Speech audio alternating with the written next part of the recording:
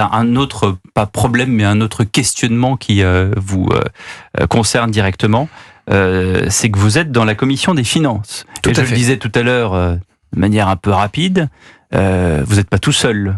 Je crois savoir qu'il y a beaucoup de députés de la France insoumise. Alors comment est-ce que on arrive à régler les questions financières de l'État qui est pas en bonne posture aujourd'hui avec des députés qui, a priori, en tout cas sur le papier, sont radicalement opposés à ce que vous proposez? Eh bien, la solution est simple. Il faut trouver une majorité, au moins une majorité de ce qu'on appelle de non-censure. C'est-à-dire une majorité, ça veut dire qu'on trouve une majorité de députés qui votent votre texte et une majorité de non-censure. Ça veut dire que si nous proposons un budget à travers le processus du 49.3, du 49 alinéa 3, il faut qu'il y ait une majorité de députés qui ne vous censurent pas. Nous, on se met dans les deux dispositions. Pourquoi ? Tout simplement parce que nous considérons qu'au 31 décembre, pour le 1er janvier de l'année prochaine, il faut que la France ait un budget. Il faut pouvoir payer les millions de personnes qui travaillent pour nos fonctions publiques ou qui ont un lien avec la commande publique, les marchés publics. Il faut pouvoir faire tourner nos hôpitaux. Il faut pouvoir accueillir les enfants à l'école à la rentrée. C'est la raison pour laquelle nous considérons très clairement ces deux options, soit une majorité de non-censure pour voter notre budget. Mais que se passe-t-il, monsieur le député, puisque aujourd'hui même, la commission économique est passée aux mains de l'insoumise Aurélie Trouvé, du fait du non-vote d'un des députés LR pour le bloc présidentiel macroniste. Ça fait désordre. Bien sûr, ça fait désordre. Qu'est-ce qui s'est passé exactement là, construire de l'ordre. Non mais c'est intéressant parce que normalement il devait remplacer Antoine Armand qui est de votre parti et qui est maintenant ministre des Finances. Et qu'est-ce qui s'est passé pour dire qui a bloqué? C'est les LR? Moi, si j'ai l'honneur d'être invité sur Europe 1, notamment en votre présence, Madame Ney, c'est pas pour faire la langue de bois. Donc, je veux dire les choses très franchement. C'est pour ça que je vous pose la question. Je pense que, notamment dans tous les camps, mais y compris dans le cadre de ce camp qui soutient Michel Barnier, il y en a qui préfèrent appliquer la politique du pire. À savoir créer des problèmes au sein des différents camps politiques. C'est ce qui s'est passé dans le fait que le candidat Stéphane Travert, ancien ministre de l'Agriculture, un expert des questions agricoles, a été battu par l'ancienne dirigeante d'Attaque, ce qui fera certainement plaisir aux agriculteurs français, notamment qui ont élu les députés qui ont manqué à ces voix-là. Moi, ce que je veux vous dire, c'est le sens de l'appel que j'ai lancé avec d'autres collègues. Il y avait un ordre. Il y avait un ordre. Disons, nommons-le. Est-ce que c'est Laurent Wauquiez qui a demandé à ses députés de s'abstenir? Et là, je vais vous faire, là encore une fois, sans langue de bois, je n'ai pas la réponse à votre question. On peut la lire dans la presse, vous savez. Moi, la seule chose que je peux vous dire, si vous voulez, c'est le sens de l'appel qu'on a lancé avec plusieurs collègues dans les médias depuis le début de la semaine. À partir du moment où vous avez le gouvernement, où il y a des personnalités du bloc central et de la droite républicaine qui travaillent ensemble dans l'exécutif. Au-delà de nos appartenances partisanes, on est dans des groupes politiques différents, donc on pense pas pareil sur toutes les questions, sinon on serait dans la même famille politique. Mettons-nous d'accord et travaillons enfin ensemble. Messieurs et mesdames les députés de la droite républicaine, vous voulez, comme nous, réduire le déficit public. Travaillons ensemble. Messieurs et mesdames les députés de la droite républicaine, vous voulez répondre et renforcer toute la lutte pour la laïcité et contre les atteintes à la laïcité. Nous aussi, on a fait des propositions, vous aussi. Travaillons ensemble. Vous voulez reprendre le contrôle sur nos flux migratoires, vous voulez renforcer la sécurité des Français, eh bien on vous prend en mot, travaillons ensemble. Donc moi, si vous voulez, les questions partisanes, moi j'appartiens au groupe EPR, j'en suis ravi. C'est le groupe dans lequel je me sens et de loin le mieux parce que j'y trouve tout le sens de mon engagement politique. Mais si vous voulez, pour moi, la question n'est plus vraiment là. C'est-à-dire, entre les députés du MoDem, d'Horizon, d'EPR, de la droite républicaine, des indépendants, vous avez là les forces politiques modérées de notre hémicycle qui acceptent et surtout qui refusent de travailler avec les forces extrêmes que nous qualifions d'extrêmes de cet hémicycle. Trouvons un point d'équilibre, travaillons sur ces questions ensemble parce que sinon nous serons tous battus. Comment on va le trouver, le point d'équilibre dont vous parlez? Mais qui doit lancer un peu une démarche? Est-ce que ce sont les présidents de groupe, Gabriel Attal, Laurent Wauquiez, les présidents de groupe, je les connais pas tous d'ailleurs, j'oublie leur nom. Panot, non, je parle du groupe central. Là. Est-ce que c'est le fameux bloc central, donc c'est Horizon, le MoDem, Marc Fesneau, etc. Marc Fesneau. Est-ce que c'est à partir de là ou est-ce que c'est des individualités comme vous, dans le groupe, dans chaque groupe, où vous faites une sorte d'amicale, de gens raisonnables? Parce que dans votre groupe où vous vous sentez bien, il y a aussi des gens plutôt à gauche et avec qui ça sera difficile d'avoir un accord sur l'immigration, par exemple. Mais d'ailleurs, si nous nous sommes retrouvés au sein du bloc central, c'est que nous avons tous soutenu la démarche qui dit du dépassement en 2017, et moi j'y crois plus que jamais, notamment au vu de la configuration politique aujourd'hui. Moi, si vous voulez, je suis un éternel optimiste et je considère que les choses sont parties sur de bons rails. Pourquoi ? Parce qu'on nous avait dit en juillet, vous verrez, jamais il y aura de gouvernement possible avec une telle assemblée.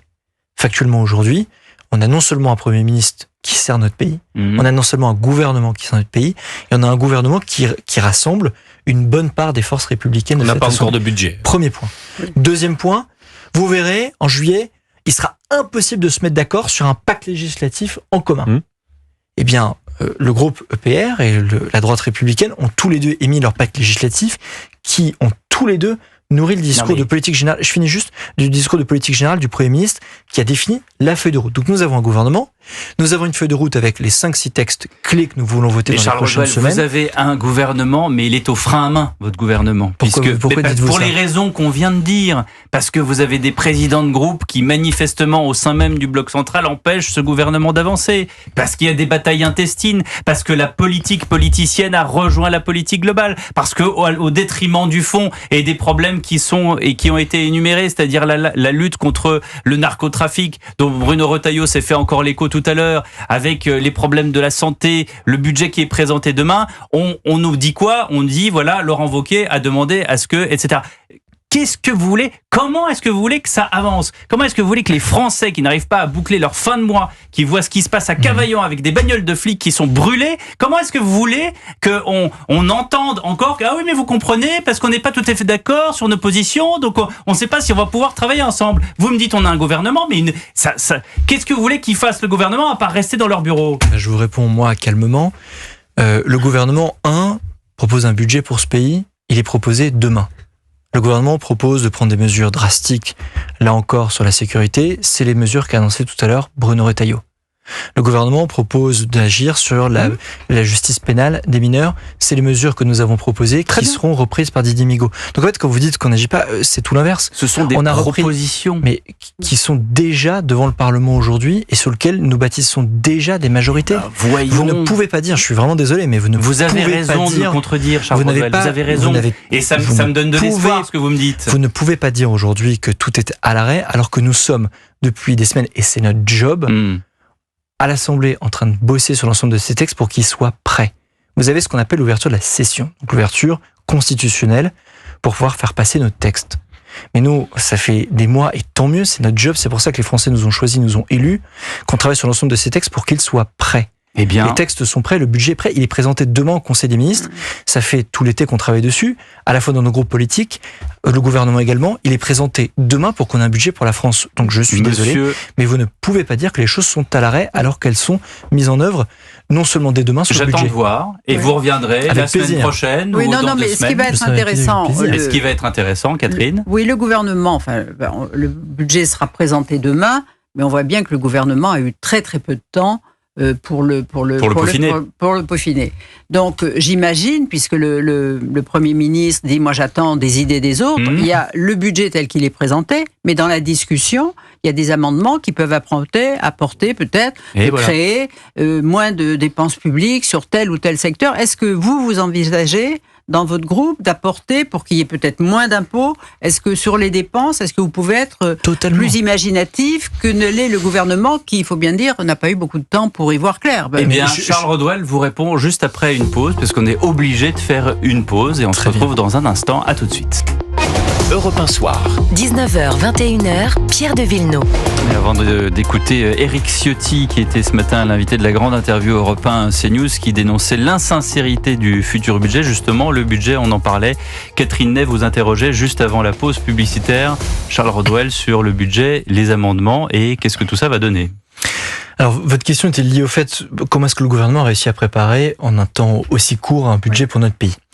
En fait, la principale des raisons, au-delà d'hommes et de femmes qui travaillent jours et nuits pour que ce soit le cas actuellement, c'est qu'ils se sont très largement appuyés sur les propositions que les parlementaires, que les députés, les sénateurs ont travaillé, eux, tout l'été depuis la rentrée.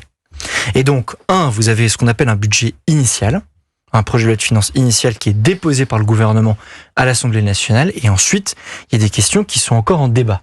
Je vous prends un exemple parmi d'autres, sur lequel on s'est exprimé clairement aujourd'hui, sur le coût du travail, et notamment les cotisations sociales et patronales.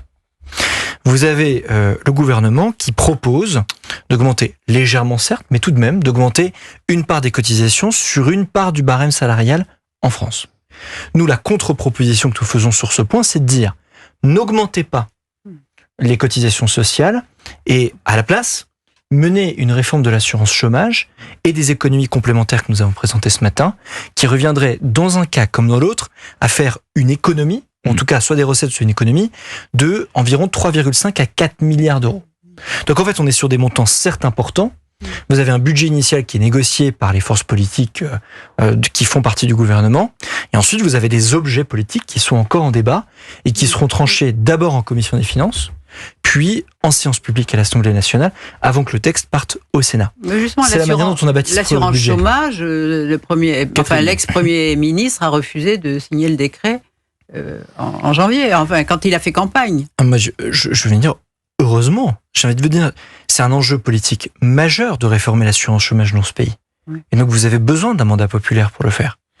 Moi, à titre personnel, j'aurais pas compris que le Premier ministre signe par décret juste avant de partir de Matignon une réforme aussi importante que moi je soutiens et que je soutiens 200%, parce que quand vous avez réussi à baisser le taux de chômage dans ce pays de 11% à 7%, et que vous avez recréé 2,5 millions d'emplois, et qu'aujourd'hui le problème des entreprises, c'est pas le chômage de masse, c'est qu'elles ne parviennent pas à recruter, et que vous avez encore des gens qui cherchent du boulot. Exactement. C'est le moment de réformer l'assurance chômage. Mais pour cela, vous avez besoin d'une élection, d'un mandat populaire, c'est le résultat des législatives, et donc il était impossible, et heureusement qu'il n'a pas fait, de signer le décret sur un coin de table, juste avant de partir de Matignon, en se disant, bon, vous savez quoi, moi je soutiens cette réforme, donc je le fais sans assentiment populaire. Aujourd'hui, le gouvernement, avec les forces républicaines qui en font partie, a cet assentiment-là. C'est la raison pour laquelle, dans le cadre du débat budgétaire, nous proposons de réformer l'assurance chômage. Justement, je voudrais qu'on écoute Éric Ciotti sur le budget, c'était ce matin sur Europe 1 et CNews. Ce budget, il est insincère. La commission d'enquête que dépose l'UDR veut la vérité des chiffres, ira chercher les responsables, ceux qui ont mis le pays dans cette situation. Nous verrons bien. Il y a sans doute de la dissimulation. Il y a, à tout le moins, une faute économique majeure et il faudra la vérité des chiffres. C'est vrai que ce gouvernement trouve une situation catastrophique, mais comment peut-il réparer cette situation catastrophique avec les acteurs qui l'ont générée ? Puisque le pôle économique de ce gouvernement, ce ne sont que des macronistes. Réponse Charles Rodwell. Alors moi j'ai bien hâte aussi qu'on puisse enfin mettre les choses sur la table de ce point de vue. Et c'est tout de même ironique que ce soit Éric Ciotti qui mette ce sujet. Pourquoi ? Si on regarde le dernier budget, Éric Ciotti était à la tête d'une famille politique qui, lors du dernier budget, a proposé des amendements 124 milliards d'euros de dépenses supplémentaires. Heureusement que nous les avons rejetés. Éric Ciotti fait partie d'une famille politique qui, lors de la réforme des retraites, a refusé de soutenir la réforme des retraites qu'il soutenait depuis 20 ans. Éric Ciotti a fait partie d'une famille politique... Catherine a dit non. Non, il avait dealé avec Madame Borne, il était d'accord pour la voter et c'est les siens qui l'ont lâché. Il y a eu 10 amis de Laurent Wauquiez, il y a eu monsieur Aurélien Pradier, mais lui... Je suis désolé d'observer, quand vous êtes patron de parti, vous avez la responsabilité du positionnement de l'ensemble de votre famille politique. Ce que je constate, c'est que lorsque nous avons voté la réforme des retraites, nous étions seuls, car sa famille politique ne nous a pas soutenus. Je continue sur ce point. Éric Ciotti nous explique qu'il y a un problème dans les comptes. Lorsque nous avons voulu mettre fin à des dépenses massives que nous avons mis en œuvre pendant les crises Covid et les crises inflationnistes, je pense par exemple au bouclier tarifaire, nous l'avons fait par décret et nous l'avons fait aussi en étant minoritaire ou presque, parce qu'Éric Ciotti était contre la fin de ces dépenses. Donc moi, je veux bien qu'on pose le sujet, mais il faudra qu'on ait un débat politique fondamental sur ce sujet, parce que moi, j'estime que lorsque je suis très fier d'appartenir à un camp politique qui a baissé la dépense publique, qui a baissé les déficits entre 2007 et 2019. Attends, vous avez dit qui dit que le compte n'y est pas non plus aussi pour son ministère. Oui, mais c'est parce qu'il veut que le budget initial qu'espérait son prédécesseur soit vraiment voté. Alors ça peut paraître bizarre pour quelqu'un qui était à la Cour des comptes, qui trouvait que l'État défend, mais là, il défend son budget. Vous avez donc Olivier d'Artigol, parce que le temps nous manque. Très bien. De toute manière, tout cela peut se terminer par un 49.3 avec une question qui va être suivie de près, c'est votre décision sur la désindexation des retraites. Le RN a évoqué aujourd'hui même son très vif intérêt sur l'ajustement que vous pourrez opérer ou pas. Est-ce que ça va bouger sur cette question dont on parle dans le pays? D'ailleurs, il y a des personnes qui sont réellement inquiètes par rapport à leur pension. Qu'on se mette d'accord très clairement sur la question des désindexations. Vous avez 1 minute. Je vais très vite. Et pas plus. Pas plus. Je suis le gardien du temps. Parce que souvent, on mélange les deux débats.